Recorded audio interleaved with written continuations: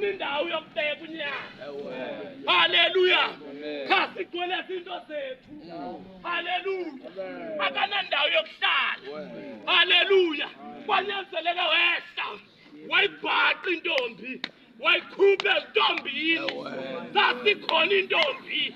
Kwathi inhliziyo zazo zasigcwele izinto. Haleluya. Amen. uJehova akahlala nje. Akahlala endaweni emdaka. Haleluya. Haleluya. Uhleli nabantu. Uzophendula. Kwakuhleli intoni enhlizweni yakho. Athandekayo masiyene ezwini. Nangu Isaya. Nangu Isaya. Chapter 2 verse 5. Ngelihle igama lenkosi yami uThixo. Haleluya. Iyabuya inkosi. Bathandekayo. Inkosi iyabuya. Haleluya. Izawubuya uphethe ntoni? Izawubuya uhamba nantoni? Haleluya.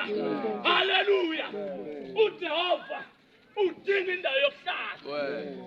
Haleluya. Lithi izwe endilifundayo, funani ubukumkani bamazulu hlanu. Haleluya. Amen. Udinga umuntu ofuna ubukumkani bamazulu. Ngabe ubukhona. Udinga indawo yokuhlala.